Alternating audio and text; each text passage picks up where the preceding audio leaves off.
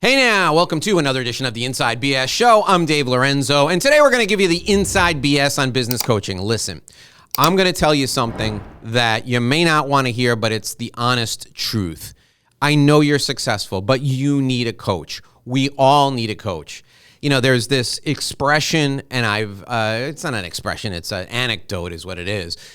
Over and over again, Michael Jordan had a coach. Tiger Woods had a coach. Right? Roger Federer has a coach. The best athletes, the best performers in any role in the world all have coaches. Why? They need to keep on track. They need to be held accountable for the things they commit to doing. They have blind spots. They need to see what they can't see because they're so focused on growing their business. They're so focused on taking care of their clients that they can't see what's behind them in their blind spot. And a coach can help with that. And then finally, they may need someone to give them a little boost when things get tough. We all can get down in the dumps. We may lose a deal here or not get a deal there. And we can get a little, let's just say, melancholy. A coach can help you and pick you up and remind you of what you're good at. A coach can help you lead with your strengths. We're going to find out all about that today because my guest is Sharon Richter. She's a business and executive coach with Focal Point Coaching, and it's my pleasure to welcome Sharon to the Inside BS Show. Sharon, thank you for joining us. I can't wait to get coached up today. I'm really happy that you're here. Thank you so much for having me, Dave. All right, Sharon. My So pleasure. so far you've had a great career. You've got a lot of experience. What led you to open your mind and your heart to listen to other people, to help them with their problems? What led you to this point to become a coach? You know, I don't think it ever started out right as well as my passion, the place that I thought that I would end up after 35 years of corporate experience. But it was the experiences that I had along the way that took me on a path, and the path went through Price Waterhouse. It went through working on Wall Street at Deutsche Bank. It went through working in higher education at Columbia University. These large, mega, complicated corporate environments, the things where you were challenged on a day-to-day basis, working with great people, but yet you'd end up knocking your head against the wall for some reason or another. And I said to myself, like, really, is this what my life is supposed to be?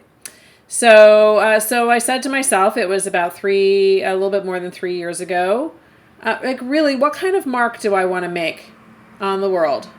And what is it that I want my daughter, I have a 10-year-old daughter, what is it that I want her to see and say about what her mom does? And I wanted her to see that I use my skills and talents to help raise people up. And that is something that you can do no matter what you do.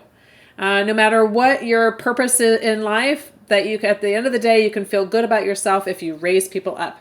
And so I started my business, Focal Point Coaching, doing business performance and executive coaching about 3 years ago with that purpose in mind. That's terrific. I love that you're mission driven, right? And your mission is to help raise people up. And what a great thing to share with your daughter, because now she's going to, take away from that, what we do in our work is we raise people up, we help people. So I think that's fantastic. Congratulations on that. Talk about the unique nature of being in a position where people will come to you and they'll share some of their most intimate issues, sometimes business, sometimes personal, and you have to kind of give them guidance and support. And, I find myself when that happens to me, there are times, particularly in the beginning, where it can be a little uncomfortable. Share with us how you feel when people share some of those intimate, thoughts with you about, hey, listen, my business is not going well. I don't know how to tell my spouse, or, something along those lines. Yeah, I think it's particularly challenging at the beginning, right? Because you haven't really developed a deep and meaningful relationship yet. But I think there is power in speaking to someone that is not attached to you in any way and is not part of your life.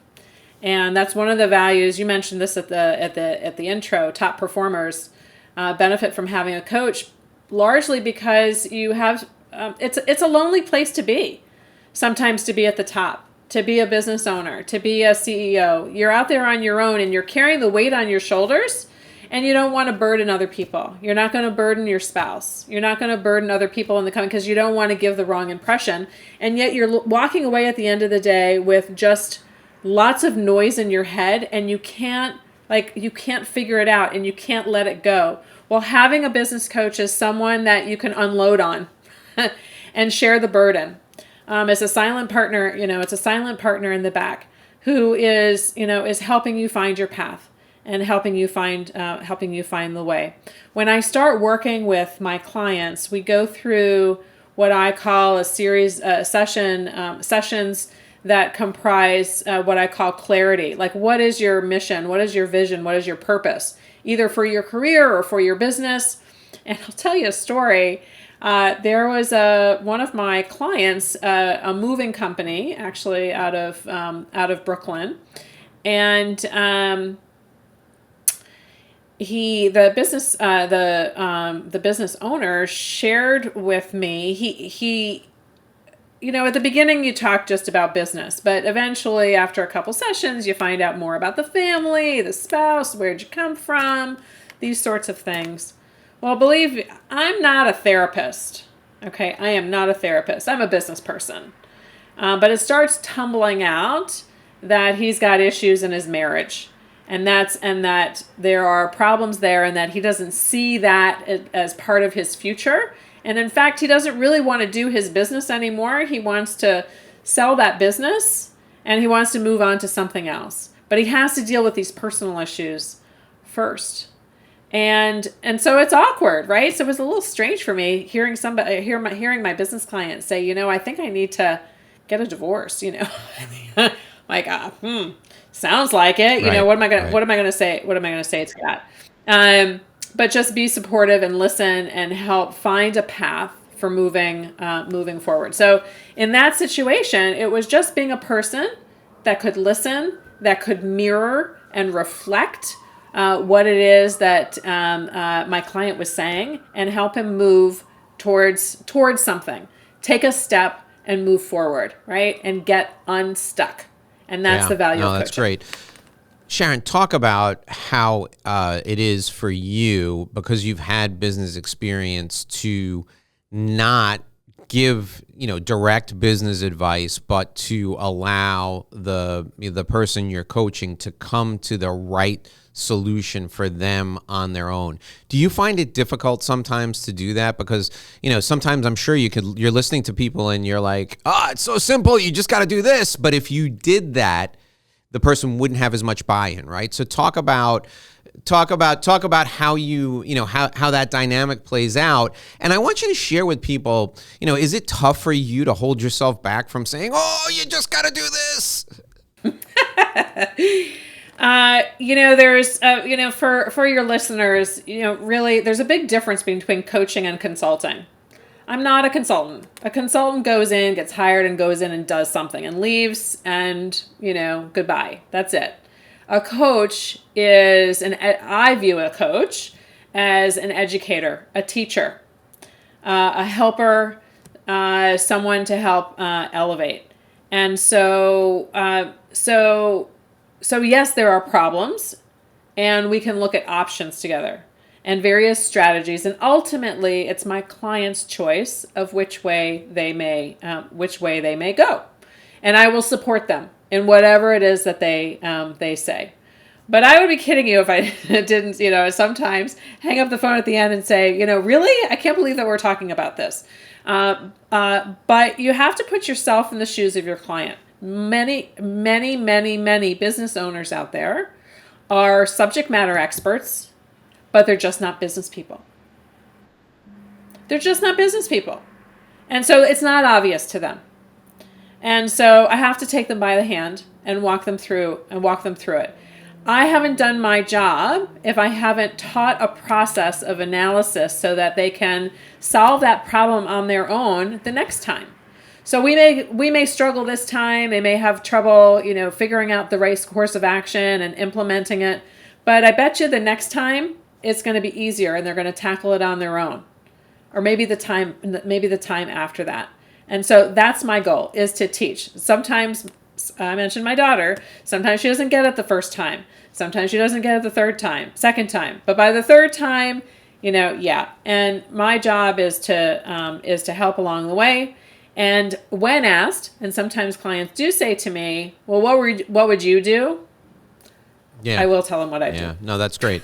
That's one of the things that I see quite a bit. And, I know people who give direct advice, and the direct advice is either it's taken and the person doesn't execute it properly, and then they blame the person who gave them the advice, or the advice isn't taken and the person does what they want to do on their own and they fail, and then they project that failure back on the person who gave them the advice in the first place because they didn't sell them hard enough on their solution.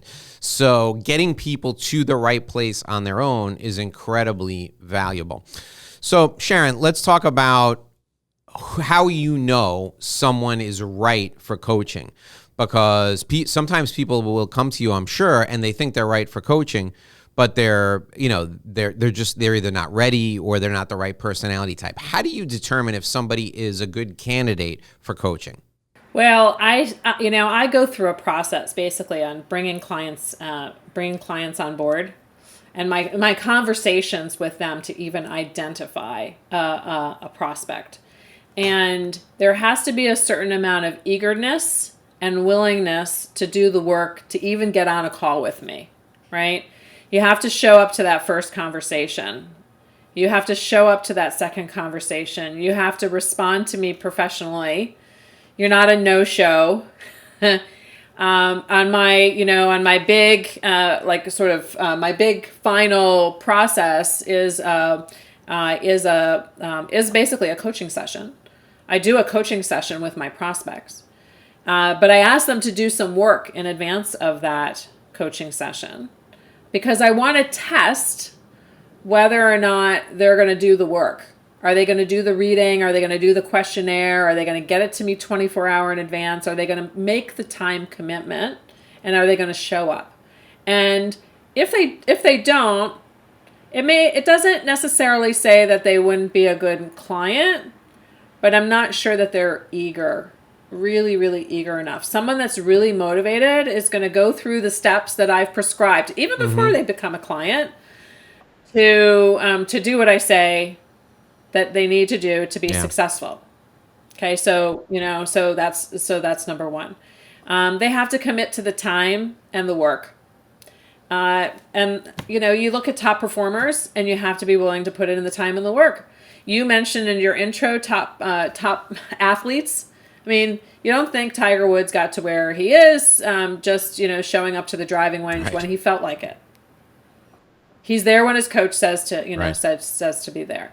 So that means that you show up Tuesdays at 10 when we set. Now, I'm a reasonable person. If you're going away on vacation, a big client, we shuffle things around. But you have to make the commitment of time to do the intellectual work, to do the homework, to do to doing the show up. And I can tell that through conversations. And I guarantee you, because I've done this early in my practice. I would take on clients because they said, I think I want to try coaching. That might last a little, for a couple months, and that's fine. It's not bad. I think I added some value. But the ones that, speak strongly and say, I'm committed because this is what my goal is, and I haven't been able to get there, and I really want your help. Well, those are people that I know that will be really successful. I love that process, and I think you're spot on. And I think many people are intimidated because they think they're passing up money they're passing up a client by taking on somebody who might be wishy-washy, or giving somebody who pulls a no-show at the last minute a second chance. And, then they end up taking them on as a client, and they're the same way as a client as they were when they were a prospect, right? So I think that's a really smart way to go. In fact, one of the things that I've done in my business is I've created just an entire gateway engagement. I have a 6-week education process that every single client has to go through. And if they don't make it through the 6-week education process, then there's nothing else we're going to do together until they go back. By the way, that 6-week investment that people make, it's a lifetime investment. So if you drop out in week 3 and you come back to me 3 years from now, you already paid, you can start from the beginning, but you have to go through the entire 6 weeks before I'll consider doing anything with you. And the reason is because if you can't make it 6 weeks, how am I going to give you advice for an entire year on how you can improve your professional practice? And I learned that from stubbing my toe so many times, Sharon, for years and years and years. So I think it's great that you're sharing that with people now, and I hope the people who are listening, because there are some people who are, I have a following from the National Speakers Association with people who aspire to be coaches. They're speakers, but they aspire to be coaches. I hope they understand the value in proper client selection and qualification ahead of time, especially in a business as personal as coaching. Because if they're not committed, if the client is not committed, you're never going to be of service to a wishy-washy client. It just doesn't make sense. You're not doing them any favors until they get their act together. I'll add one more thing, one more criteria that I have about my own client selection process, and that's that I have to like them. Yeah, I think that's great. Simply. I left like a whole large corporate world out there because I wanted to have the say-so of who I get to work with.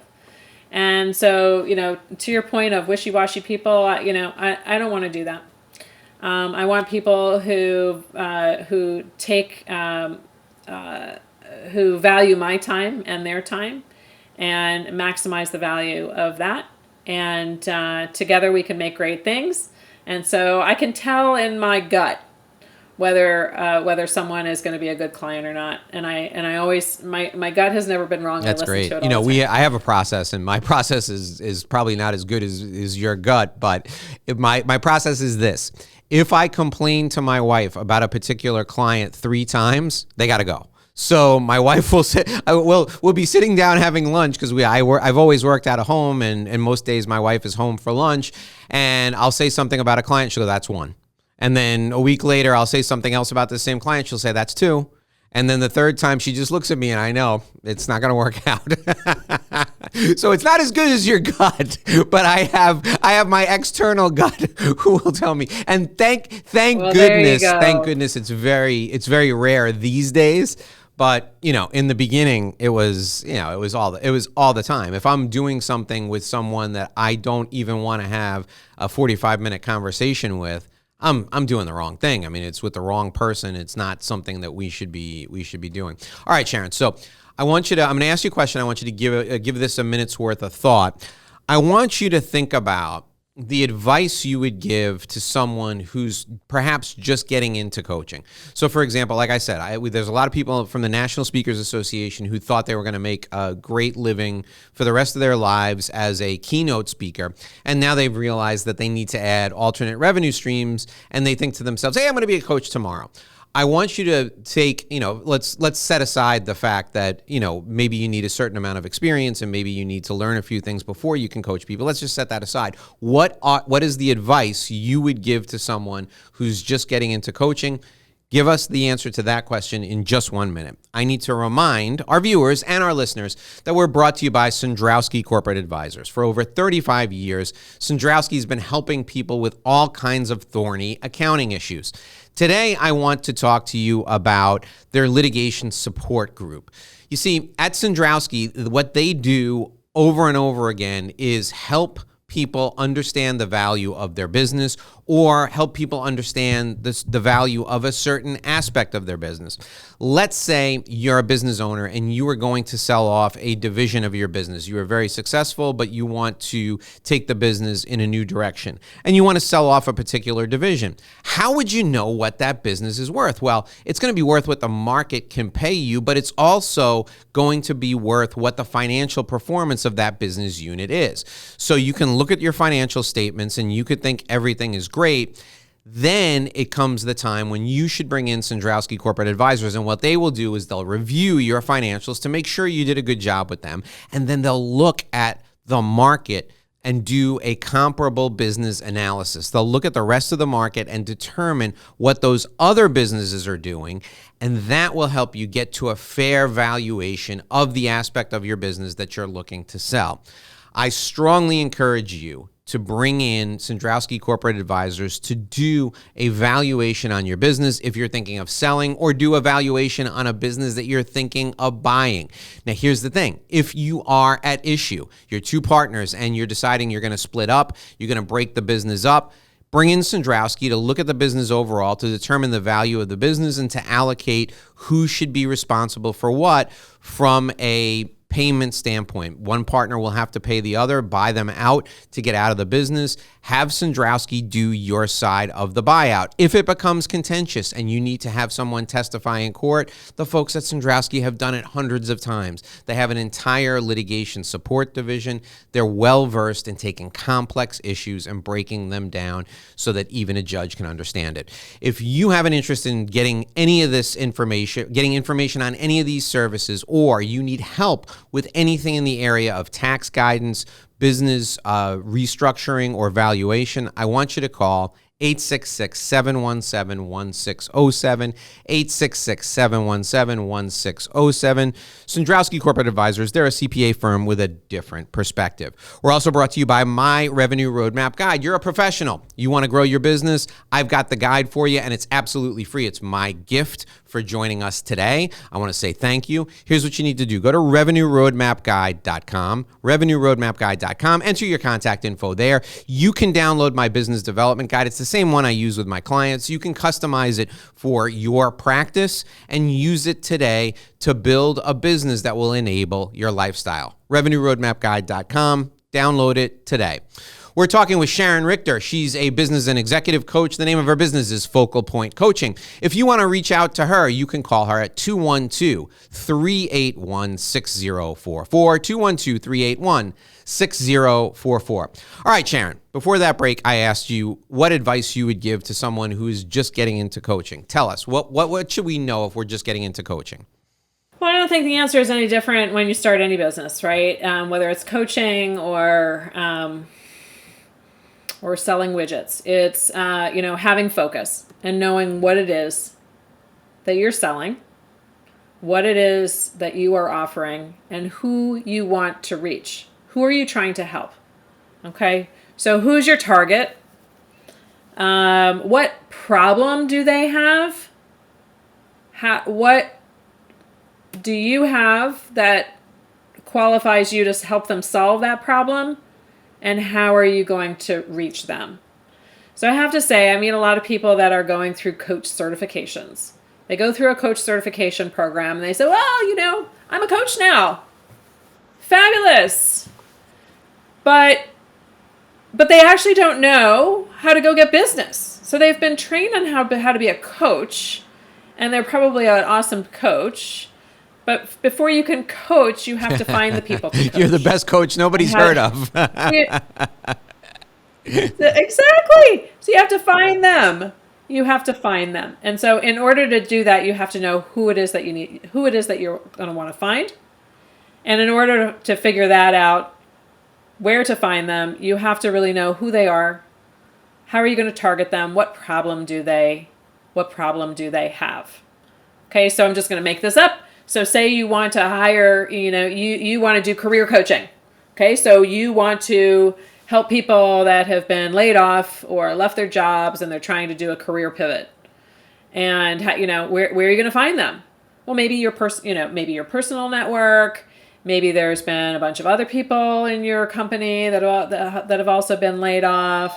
Maybe there are outplacement organizations that you want to partner with. It's there's speaking opportunities. There's all sorts of networking groups with people that are in transition, et cetera, et cetera, et cetera. So, what sort of service, what sort of problem are you going to try, help people with, and where are you going to find them? Okay, great. So let's talk about you and your coaching practice now. Who's the ideal client for Sharon Richter? Who, if you could work with anybody in the world, what would be your preference? Who would you work with? So I like to work with what I call aspiring or wannabe leaders. Okay, so part of what I do business coaching, I do executive coaching. Many people think of executive coaching as the people that are at the top and want to get better. I like to help the people that are actually a step or two off of the top, to help them look in the mirror and figure out what's going on with them and what is standing in their way of getting to the next level. So maybe you're a director in a financial services firm and you are technically very competent, but for some reason you haven't gotten promoted to managing director. And if I don't get promoted soon, well, then I just have to go on and do something else. Well, I can help them with that too. But I do this because I was that person. I was that person who benefited from having an executive coach because there were things that I didn't see about myself. I couldn't see myself in the mirror without having the benefit of a coach who's helped me see things and help me develop strategies and techniques for improving those, along with my stellar, technical performance. Okay, so I like to help the people that are aspiring. Maybe you're a lawyer in a law firm, and you want to be a partner, and for some reason that's not happening, and maybe the partners are giving you feedback, or maybe they're not. But what do you do? What do you do? A lot of people say, okay, I'm tired of waiting, and I'm just gonna bolt, and I'm just gonna go someplace else. But whatever that problem is, it's just gonna follow you wherever you go. So how about either at the sponsorship of the HR partner at your firm or of your own volition? How about you figure out what's going on and fix it? So that's what I like to do. I like to help people raise their level of performance to achieve and accomplish what they want to in their careers. I also work with businesses. I work with business owners. I'm agnostic in terms of the industry, but I like to work with business owners. I described it a little bit earlier. The people that have subject matter expertise, they're awesome at what they do, but they just don't have a business background. Okay, that doesn't mean that their companies are bad. They just don't have the experience being a leader and looking at financials and leading teams and developing strategies. And so this is what I like to do. I like to help them. So whether it's a moving company in Brooklyn or whether it's I had this wonderful retail business in New Jersey, started by a woman that had worked as a kindergarten teacher, and she had a passion. And she started an online business, and then she had an in-person store and a bigger in-person store, and then a second store and a bunch of employees, and rocking this business.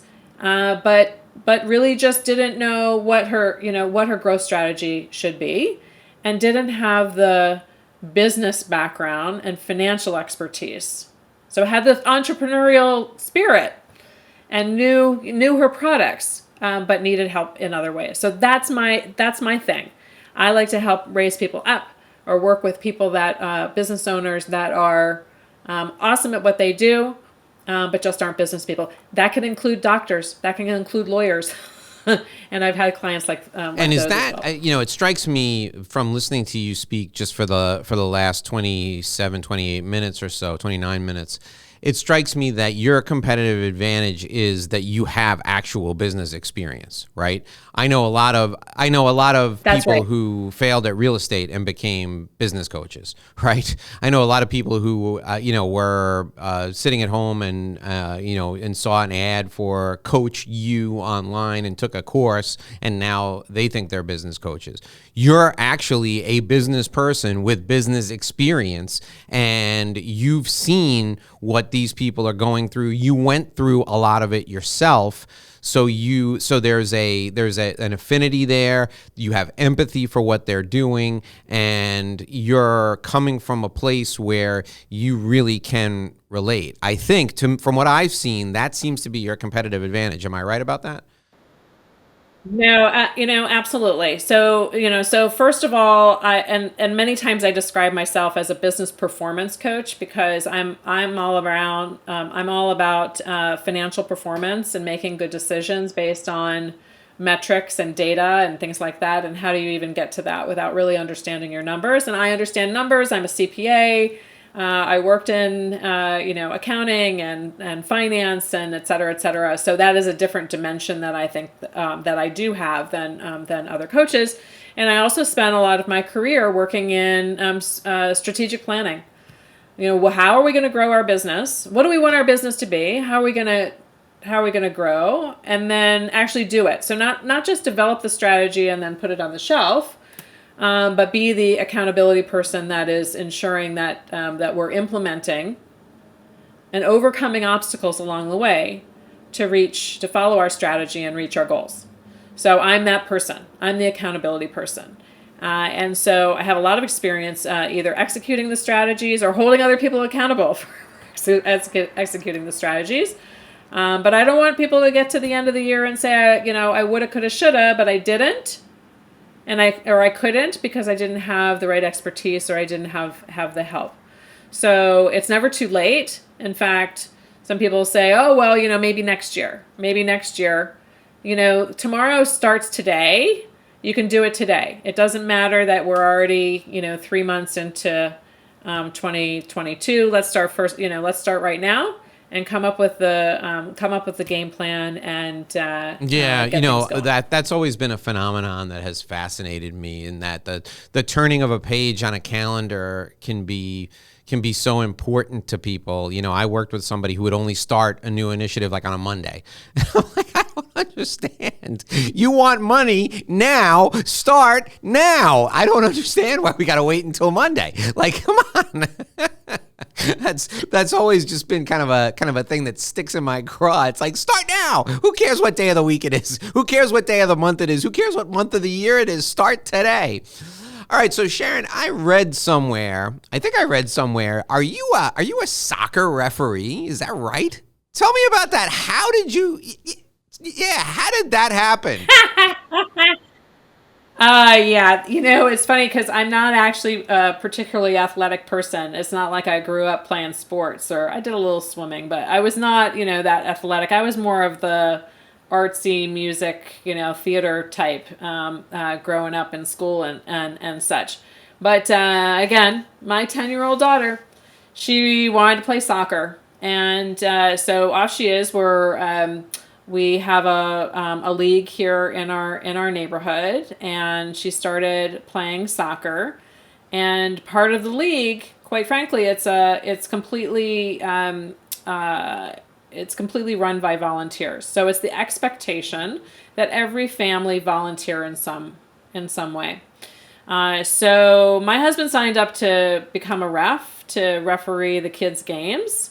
And initially I thought that was going to be something that they were going to go do on Sundays, but I want to be with my family. That's our family time. So off I go to watch the games, right? My husband's reffing, my daughter's playing. And then the next season comes upon us, and we get an email saying, we need more refs. And I thought, well, I'm there anyway, and I'm not going to the gym, so I may as well give this a try. And it would help because I really don't understand this game. so it makes you no different from professional referees. They don't understand the game either. I don't know this game. So it's actually quite Like there's a number of levels of training. You have to do U8 certification. You have to do concussion training. You have to do safe haven training. If you want to ref above age, 8, you have to do another regional referee. So I did like all these trainings. And the reality is that I just run around. I sort of run around on the field. I run up and down with my flags and everything. And it's turned into a really true family affair. Which I love. So as my daughter's gotten older, she's gotten involved in more and more leagues and more tournaments and things like that. So it helps that I understand what is going on. And actually, the latest news is that in the fall, she's 10 years old. She has been certified already as a ref, Oh, that's great. a U8 ref. And she's going to be doing her regional ref training later this month, and so she's doing it too. So she's out there reffing the 8-year-olds, the kids like they're like 2 years younger than her or something. So it's a lot of fun, and we look forward to the season kicking off here soon. Oh, that's wonderful. What a great story. That's tremendous. All right, Sharon, I want to take a minute now. I want you to take a minute. Think of 3 things we should take away from our time together today. 3 things from this great conversation that people should take away from our time together. While you're thinking of that, I'm going to remind you once again about Sandrowski Corporate Advisors, because they are the ones who bring this show to you.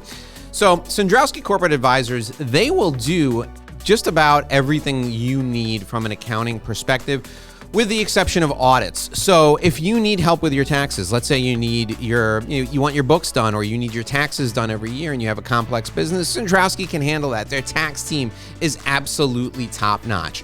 What you can do is you can bring them in at any time during the course of the year, have them take over your books or have them look at your books, and they will determine what quarterly taxes you should be paying.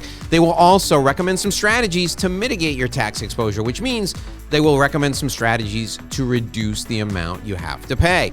What you can do right now is you can call them at 866-717-1607, 866-717-1607. They're an accounting firm. They do accounting, they do taxes, and they will help you reduce the amount of money that you owe in your taxes, whether it's through restructuring your business or allocating your expenses in a different way, or quite simply just taking some deductions that you may not know you can take. 866-717-1607. Sandrowski Corporate Advisors are a CPA firm with a different perspective. Also, if you haven't already, I want you to get your Revenue Roadmap Guide. Go to RevenueRoadmapGuide.com, enter your contact info, download your business development plan. It'll help you build a firm that will enable your lifestyle. RevenueRoadmapGuide.com. It's my gift to you. Go get it right now. All right, Sharon, what are the 3 things we should take away from our time together today? Okay, number 1 is everybody needs to have focus, okay, and purpose. And if you don't know what your purpose is or your focus should be, then you need to work with a coach to figure it out. But figure it out. I don't know how you go through life just rumbling from one thing to another or running a business if you don't really have a purpose and a vision and a mission. Okay, get one of those. Get a purpose. Figure out your purpose, and then figure out a plan to reach that. Great. Okay, so that's number 1. Number 2 is whether or not you hire a coach or not, have an accountability partner. Okay, that accountability partner, I have to say,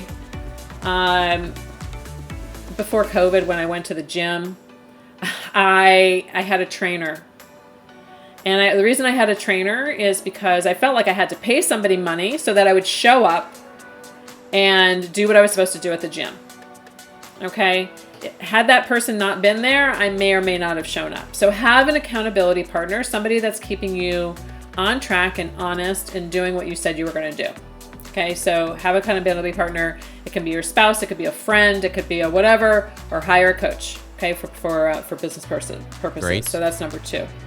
And number 3 is don't put off to tomorrow or next week or next month or next quarter or next year what you can do today.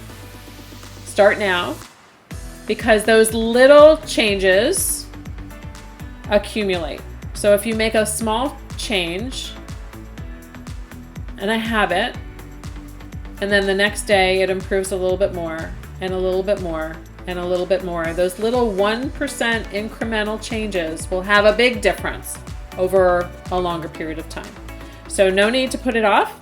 Start Wonderful today. advice. Thank you, Sharon. That was great. And thank you for this excellent conversation. I really enjoyed our time together today. And those of you out there, if you want to reach out to Sharon and get coached up, here's what you can do. You can call her at 212-381-6044, 212-381-6044. And I'm going to go out on a limb and I'm going to say that Sharon can work with you regardless of where you are, because we have the magic of Zoom today, right, Sharon? They don't have to be in New York.